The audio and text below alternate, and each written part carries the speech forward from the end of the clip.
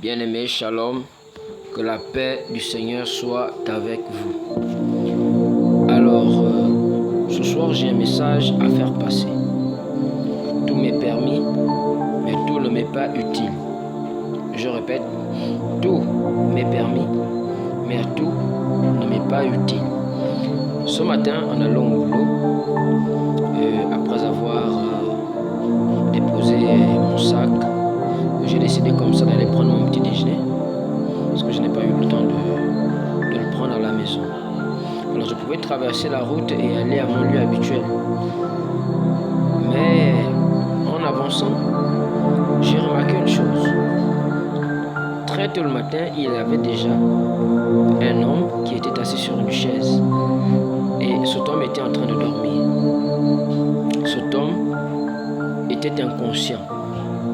Mais ce que j'ai remarqué, c'est qu'il était assis sur une chaise et que derrière lui, il y avait une porte qui était fermée. Alors ça a suscité un intérêt particulier.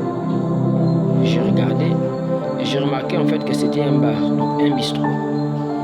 Et l'Esprit de Dieu m'a enseigné sur l'acte. Et je pouvais comprendre que ce monsieur avait passé normalement la nuit là, assis, inconscient, tenant à sa main droite son portable, son téléphone portable. Et l'Esprit de Dieu va me révéler que c'est par le fruit de l'alcool que cet homme a demeuré inconscient. Je vous le dis, très tôt le matin, il était encore inconscient. Ça veut dire quoi? Ça veut dire qu'il a picolé toute la nuit, il s'est enivré, puis il s'est endormi. Certainement, la gérante du bistrot a tenté de le réveiller. Mais il n'a pas pu parce qu'il était tellement ivre qu'il avait certainement perdu connaissance. Mais de par l'accoutrement, je pouvais imaginer, je pouvais comprendre que ce monsieur avait de la famille, avait une femme et des enfants, et qu'il vivait en famille. Donc il avait une maisonnée, il a une maisonnée. Mais ce qui a attiré mon attention, c'est ce que l'alcool est capable de produire dans la vie d'un homme. Alors je l'ai regardé, pris de compassion, je me suis dit, Seigneur, est-ce à ce point que l'alcool peut causer des dégâts dans la vie d'un homme? Est-ce à ce point que l'alcool peut embrigader la vie d'un homme? Et je me suis souvenu d'Éphésiens 5, verset 18 qui dit: ne vous enivrez pas de vin, c'est de la débauche, soyez au contraire remplis de l'esprit. Bien-aimés, ne vous enivrez pas de vin, c'est de la débauche, mais soyez au contraire remplis par l'esprit. Ne remplis pas ton corps par le vin. Et je me suis demandé, comment est-ce possible qu'un homme qui est intelligent, qui est doté d'une intelligence, pour une chose que lui-même prend de sa main, fait entrer dans sa bouche, devient dépendant et la chose contrôle son corps, contrôle sa vie. Je suis en train de dire à quelqu'un de façon implicite, toi qui me regardes, toi qui es tombé sur cette vidéo, comprends une chose, cet homme est victime d'un esprit de contrôle. Cet homme est victime d'un esprit de contrôle. Parfois, le diable, pour contrôler nos vies, il va prendre une chose et il aime utiliser trois choses. Soit c'est de l'argent, soit c'est le sexe, soit c'est l'alcool. C'est ces trois choses-là qui détruisent les vies des hommes. Et ce monsieur, je pouvais comprendre qu'il était attaqué, que c'était un terrain de jeu pour les entités des ténèbres. Et c'est comme ça que beaucoup de personnes aujourd'hui se comportent. Pour une chose que vous-même vous achetez avec votre propre argent, une chose qui ne vous appelle pas, une chose qui n'a ni vie, ni esprit, ni corps, qui n'est qu'un liquide et qui ne quitte pas de là où il est pour venir jusqu'à vous. C'est vous qui allez vers le liquide, mais comment comprendre que ce liquide arrive à prendre possession de votre vie, que ce liquide arrive à posséder votre vie, à devenir maître de votre destin? Comment le comprendre? Il faut avoir des yeux spirituels. Tout m'est permis, mais tout ne m'est pas utile. Certes, quelqu'un aujourd'hui. De la même façon que la Bible dit, fuyez l'impudicité. Tu dois commencer à fuir les choses pour lesquelles tu ne peux pas combattre. Tu dois commencer à fuir les choses pour lesquelles tu ne peux pas résister. Certainement cet homme a fait paniquer toute sa famille.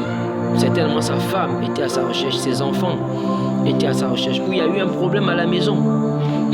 Vous imaginez? Mais lui, il était là assis au bar, inconscient, en train de dormir.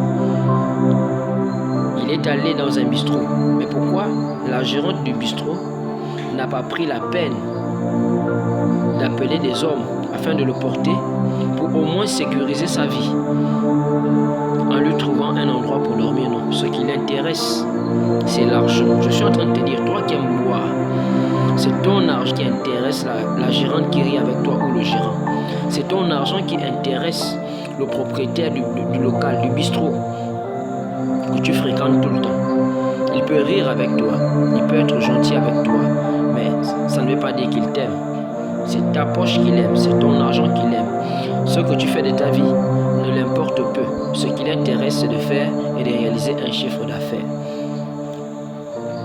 Il y a des personnes qui sont en captivité parce que les entités des ténèbres les possèdent. Les entités de contrôle les possèdent par l'alcool. Ton corps est le temple du Saint-Esprit. Mais à chaque fois que tu t'enivres, tu blesses Dieu. Tu es sous la demeure du Saint-Esprit. Cet homme certainement revenait de sa fin du mois. Ou c'est un retraité, il venait de prendre sa pension. Mais il a choisi d'aller dans un bistrot, aller claquer son argent pour s'enivrer d'alcool. Bien aimé, l'alcool fait perdre la tête, l'alcool rend fou, l'alcool possède. Il y a plusieurs types de prisons, mais la prison la plus puissante, c'est la prison psychologique. C'est la prison de l'esprit. C'est-à-dire, quand ton enveloppe charnelle devient ta propre prison.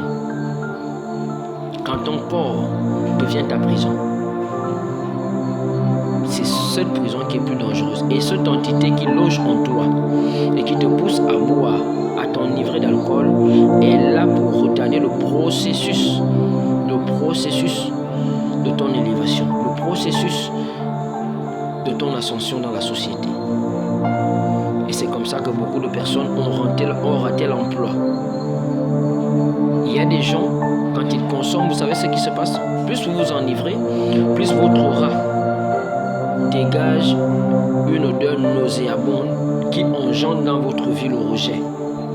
Et lorsque ce rejet vous parvient, rien ne marchera dans votre vie. Rien. Il y en a qui sont allés passer des entretiens d'embauche et qui puaient l'alcool.